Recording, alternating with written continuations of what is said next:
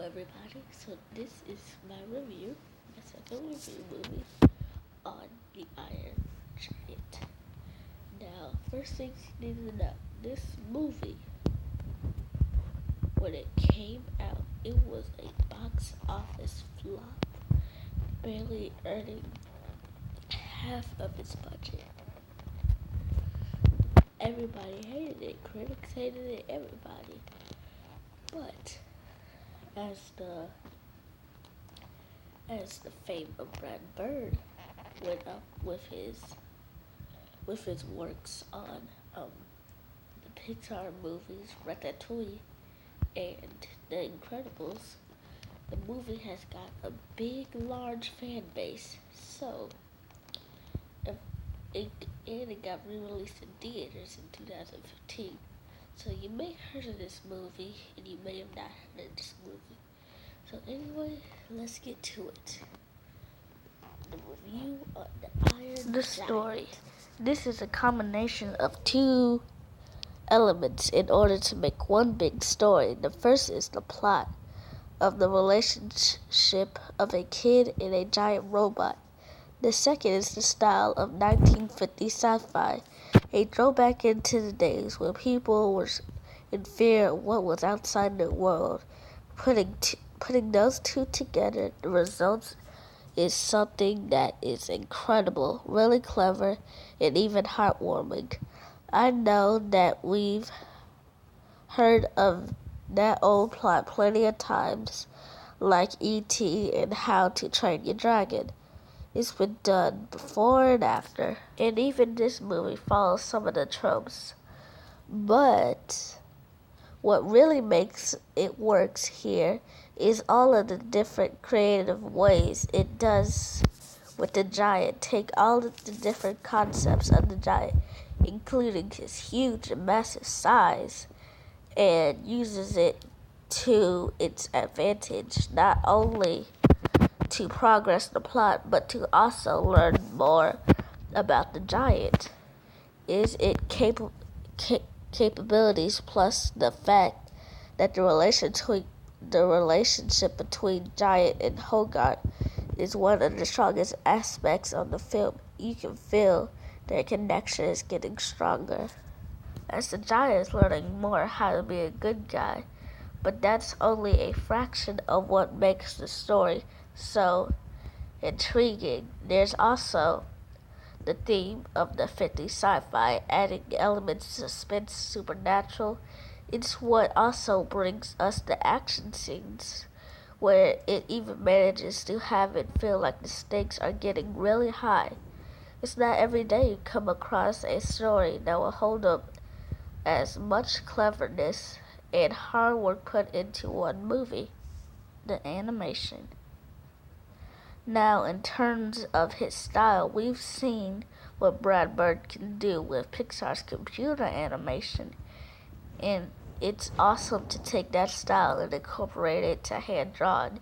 You get something that's on par with Don Bluth in Disney. The characters are stylized with a bit of an intrigue features, but they look professionally done. Like you can tell the artists who are doing their best to give a top quality. Even the character animation, their movements are very smooth and subtle. Funny enough, the computer aspect actually helps him to give a bit of realistic touch. But the true highlight in the animation is the giant. Unlike everybody else in the film, he is entirely computer animated.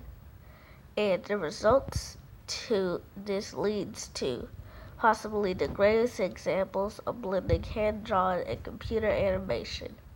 He doesn't feel out of place at all and seems to fit in very well with his surroundings. There's nothing too complex done to him, just something that looks simple enough to be with his 2D counterparts, yet still looks unique and very recognizable. Funny enough, the computer aspect actually helps him look more robotic, but that's how he looks alone. As he As the movie would progress, the giant would bring out a lot of surprises, learning more about his capabilities as it is revealed that when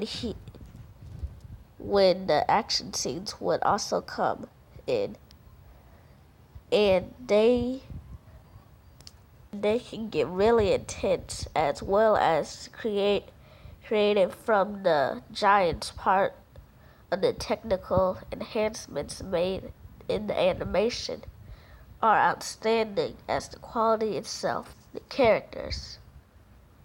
This is a kind of film that does really to be character driven, and these characters manage very well to carry the movie, starting with Hogarth, more of a rebellious, smart kid that doesn't want to be alone, which is unfortunate, the fact that his mom would often work overtime. By the time he finds the giant, he tries his best to make him more peaceful and keeping him a secret from everybody else. As for the giant himself, interestingly enough, the character himself is fascinating as his design. He's more of a curious about this new world as he learns about friendship and life, which can lead to some of the movie's humor as he's discovering new things on Earth. As the bond between Hogarth and the giant grows, for more of the characters become sincere and lovable. And that's where the true heart of this movie comes in. But it's not just them who really make this film. There's a few other characters that are really well developed and likable. Hogarth's mom is hardworking and tries her best to both deal and bring love to Hogarth. There's Ning, who is both artistic junkyard owner that's like a hip outcast of the town and suddenly brought in to help hide the giant. Then there's Kit, the villain of the film, who's in charge of trying to investigate and get rid of the giant. In a way, he's like how the government wanted Americans to think in the 50s. Whatever doesn't come from the U.S. is an enemy and must do anything to destroy it before any Americans might get hurt. Not only do the characters feel very human and complex, but you can also feel like they have heart and soul, even the giant himself. The only way you can understand how this movie went from a flop to a beloved classic is just to see it for yourself. The Iron Giant is built to be a masterpiece made only with the highest quality of writing and technical advancements animation that would result in something that's extremely clever, heartwarming, and action-packed. If you're a fan of animation, if you love movies, or you're just curious what's all the holler about, please go watch this movie. I cannot recommend it enough. It is one of the greatest examples of the film that stood the test of time.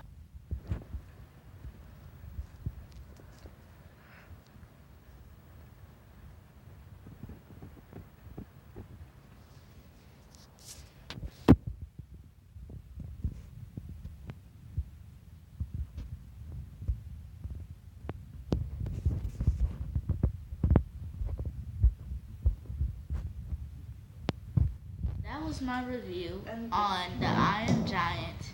So I hope that you liked it, and I will give it a 10 out of 10 for outstanding animation and innovations. So that was my review on The Iron Giant. Goodbye, and come back next week for my review on Balto.